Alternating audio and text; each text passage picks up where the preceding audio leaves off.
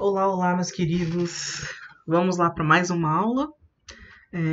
Eu tinha pedido para vocês darem uma lida, né, naquele material que eu coloquei, naquela apostilinha teórica que eu coloquei na plataforma para vocês. Eu espero que vocês tenham realmente lido, tenham tido esse cuidado, né, de já conhecer a matéria que a gente vai explanar agora.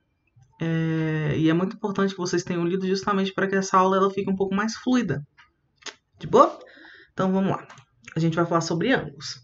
Mas antes de falar propriamente de ângulos, nós precisamos relembrar um pouquinho de geometria plana. Tranquilo? É uma parte muito gostosinha da matemática, muito tranquila. Geralmente a gente não tem muitos problemas, né, com geometria, porque realmente é muito fácil. Então vamos lá. Ó. O que a gente precisa lembrar? A geometria, gente, ela é construída baseada em três conceitos fundamentais e muito tranquilinhos. O primeiro é o ponto. O ponto ele é um conceito adimensional, ou seja, ele não possui dimensão. Para você ter uma ideia do que seria, essa questão de ponto, pensa num alfinete. Olha só, a pontinha do alfinete é uma bolinha, não é? Essa bolinha, ela te lembra a representação de ponto. Tranquilo? E a reta? A reta é tranquila demais também. As retas são linhas infinitas que são formadas por diversos pontos. O que na vida real, assim, no nosso dia a dia, pode te remeter a uma reta? Eu coloquei aí a foto de uma corda bem esticada. Ela lembra bastante uma reta, né? Mas você também pode pensar na quina, né? No encontro das paredes aí do seu quarto ou da sua sala. Isso também vai ser uma representação de reta. Além disso, a gente também tem o plano. O que seria o plano? O plano ele é um conjunto de retas alinhadas e, portanto, também é um conjunto de pontos, né? Porque a gente acabou de ver que as retas elas são formadas por infinitos pontos. Gente, o plano, a gente pode pensar no quadro lá da sala, né? O quadro lá da sala dá uma ideia de um plano. São quatro retas fechadinhas, alinhadas e não pode ter curva, beleza? Então vamos lá. Como é que a gente vai representar o ponto, a reta e o plano? Também é bem facinho, gente. O ponto a gente representa através de letras maiúsculas, então presta atenção nisso. Para representar ponto, você vai usar letras maiúsculas. Olha aí o exemplo que eu dei. Eu fiz aí o ponto A, o ponto B, o ponto C, o ponto D, e estou representando cada um deles com letras maiúsculas. Você podia ter usado o M, o N, o O, o Z. Fica a seu critério, desde que seja maiúsculo. Para representar uma reta, nós vamos usar letras minúsculas, tá? E para desenhar essa reta, a gente precisa colocar uma setinha dos dois lados para que represente que ela é infinita. Tranquilo? Então, olha só o exemplo que eu coloquei aí, ó. Aí eu coloquei a reta R, a reta S e a reta T. Perceba que eu coloquei R, S, T minúsculo, tá? Tranquilo? Para representar ponto, você usa letras maiúsculas. Para representar a reta, a gente usa letras minúsculas. E o plano? Gente, o plano a gente vai representar por letras gregas minúsculas. Então é alfa, beta, ômega, tranquilo? O que a gente mais usa é alfa e beta. Vocês conhecem, né? Tem sigma, fi. Então eu coloquei aí no exemplo um plano que eu denominei de alfa. Plano alfa. Beleza? Então pontos, letras maiúsculas, retas, letras minúsculas e o plano, letras gregas minúsculas. Vamos continuar. E aí eu preciso também, antes da gente conversar sobre ângulo, eu preciso que você entenda a diferença entre reta, semirreta e segmento de reta. A reta a gente já viu que ela é uma linha infinita, que não pode ser curva. Então, se ela é infinita, ela não tem início nem tem fim, e são indicadas por letras minúsculas. Acabamos de ver tudo isso. Já sabemos, inclusive, como é que representa uma reta, né? Tá aí o exemplo. Mas e uma semirreta? Aliás, desculpa. E o segmento de reta? O que seria o segmento de reta? Gente, o segmento é uma parte da reta. Então, é como se você tivesse ali, ó, a reta T, e aí eu vou delimitar um ponto A e um ponto B. Esse pedacinho aí delimitado de A até B é um segmento de reta. Tranquilo? É um pedacinho da reta. E a tal da semirreta? Gente, a semirreta, ela é metade de uma reta. Então, ela vai ter um início, mas ela não vai ter um fim. Como é que você vai representar isso? Desse jeitinho aí, ó. Coloquei do ponto B para frente, é a semirreta AB. Beleza? Desculpa, esse AB aqui tá errado, tá? é a semirreta B. Tranquilo? Vamos continuar aí.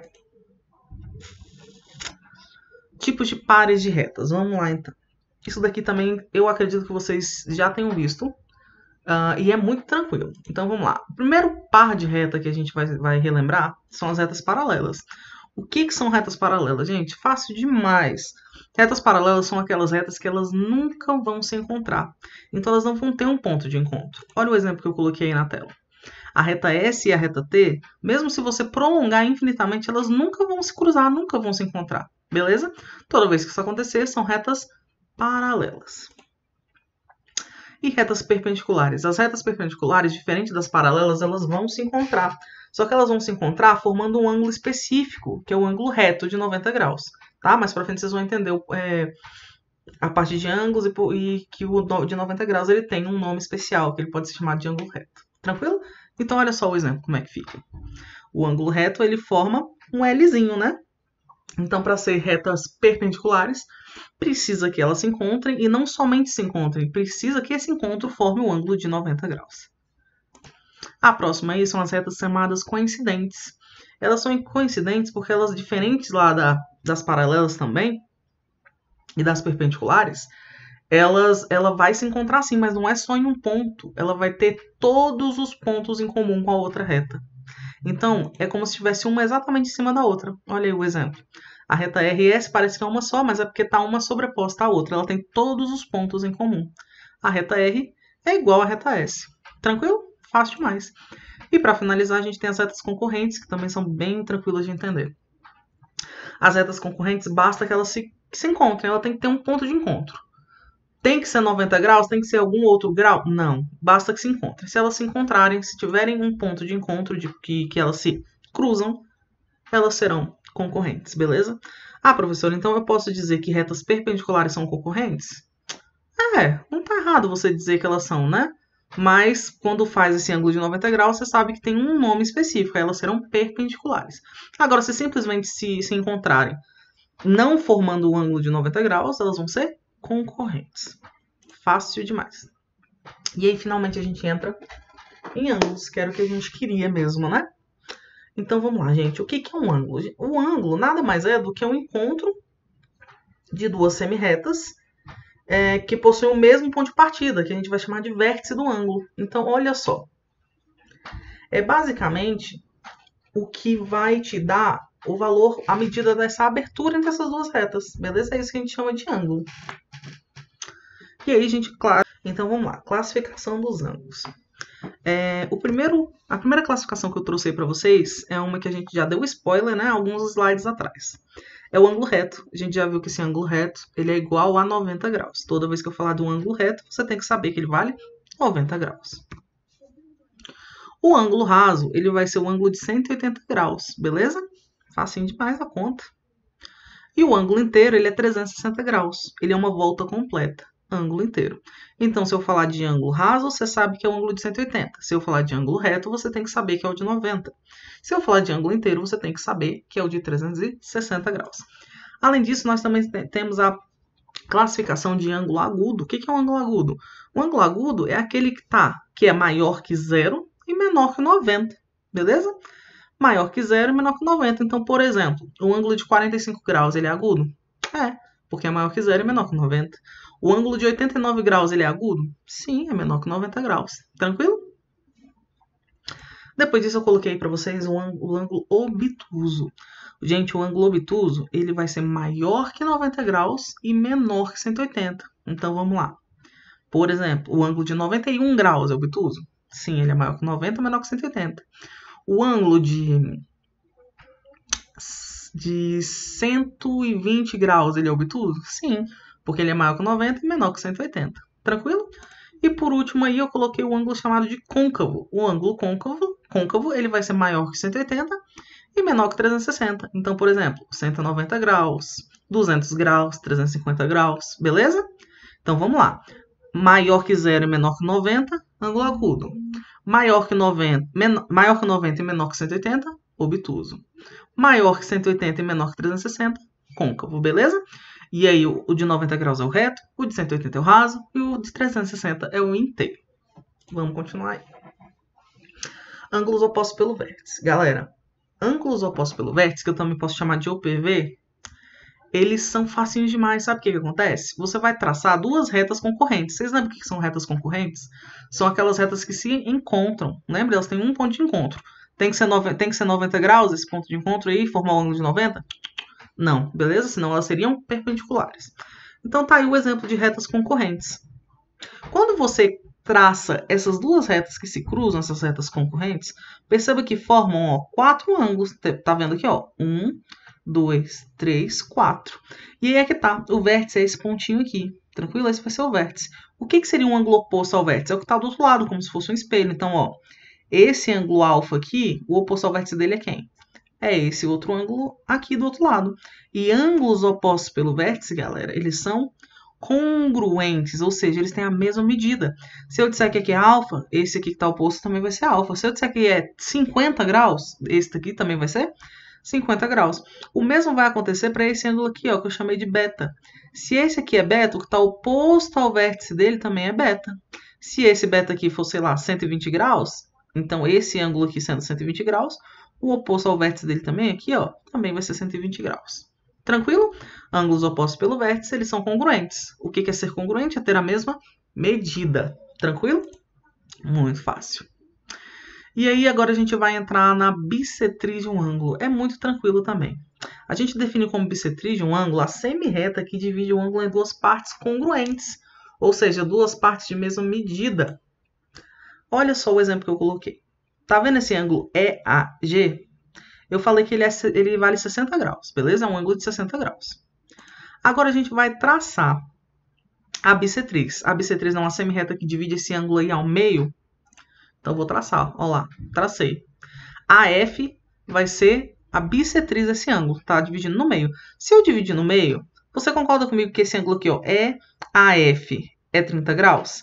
E que esse FAG também é 30 graus? Sim, porque dividiu no meio, né? O ângulo era de 60, a gente dividiu em dois ângulos de 30. Então, olha lá. A gente sabe que o EAF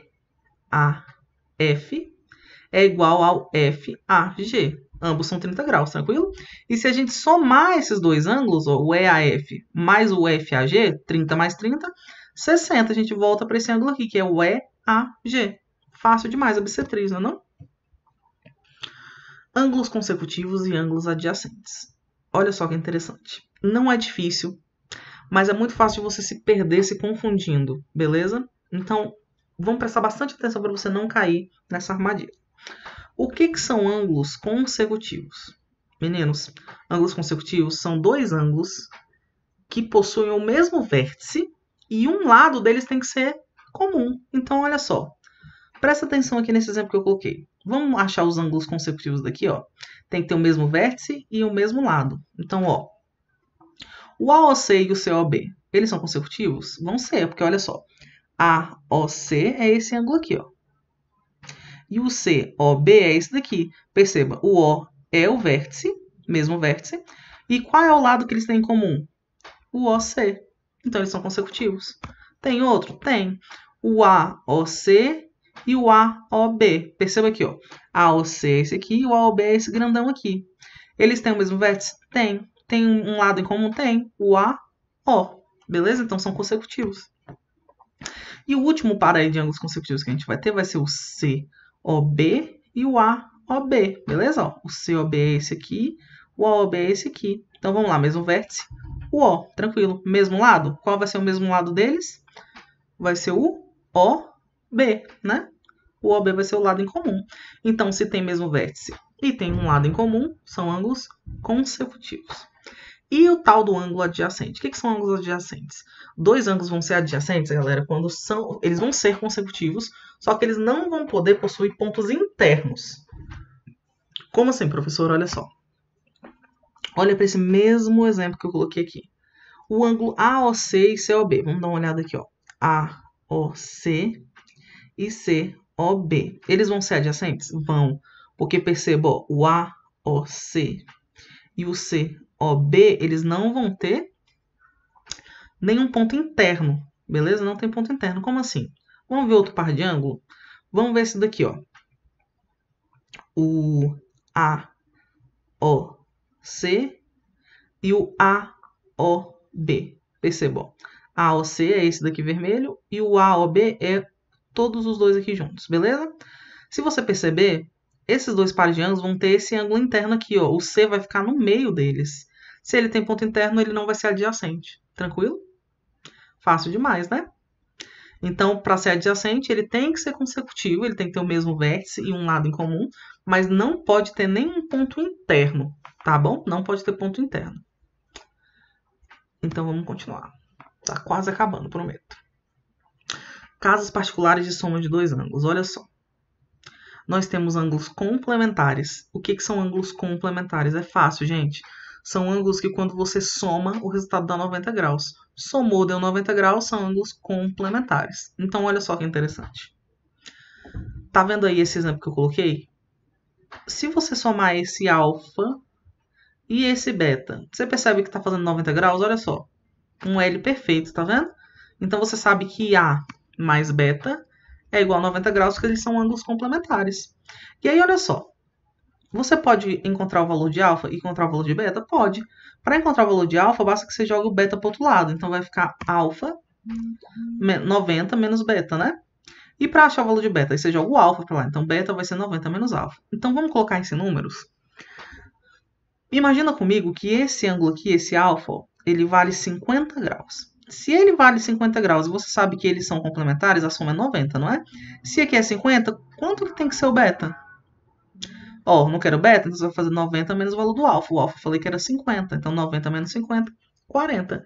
Então, nesse exemplo que eu estou dando, o alfa seria 50 e o beta seria 40. Ângulos complementares, a soma tem que dar 90. Depois disso, a gente tem os ângulos suplementares. É a mesma ideia, só que agora a soma tem que dar 180 graus. Olha só o exemplo que eu dei. Agora, ó, esse alfa aqui mais esse beta, tá vendo que tá fazendo o ângulo da reta? Olha só, meia volta, tá vendo? Isso daqui é 180 graus, isso quer dizer que esse alfa, agora desse exemplo, mais o beta tem que ser 180 graus. Mesma ideia do outro lado lá, então assim, agora vai ser alfa. Para você achar o valor de alfa, você vai fazer 180 menos beta. Para achar o valor de beta, você vai fazer 180 menos alfa. A gente está falando de ângulos suplementares, beleza? Suplementar 180, complementar 90. Então, por exemplo, se eu falar que o alfa vale 130 graus, quanto que eu vou falar o beta? Gente, ó, o beta então vai ser 180 menos alfa. Eu não falei que o alfa é 150? 180 menos 150, 30. Então, o beta seria 30 graus. Tranquilo? E para finalizar aí, a gente tem os ângulos suplementares. Mesma ideia aí, só que agora a soma desses ângulos tem que dar o ângulo inteiro, tem que dar 360 graus. Agora o alfa mais o beta vai ter que ser 360 graus. E aí a mesma ideia, para achar o alfa, você vai fazer 360 menos beta. Para achar o beta, você vai fazer 360 menos alfa. Vamos imaginar que o alfa vale 60 graus. Tranquilo? Quanto vai ser o beta, então? Isso, você vai ter que fazer 360 menos 60, que vai dar 300. Então, esse beta aqui teria que ser 300 graus. Tranquilo? Somou, os ângulos deram 90 graus, são ângulos complementares. Somou os dois ângulos, deu 180 graus, eles são ângulos suplementares. Somou os dois ângulos, deu 360 graus, eles são replementares. Tranquilo? Eu vou deixar para fazer essa aula de exercício de fixação num outro vídeo, para não ficar tão extenso, beleza? Não ficar tão cansativo. Então, eu espero vocês na próxima aula.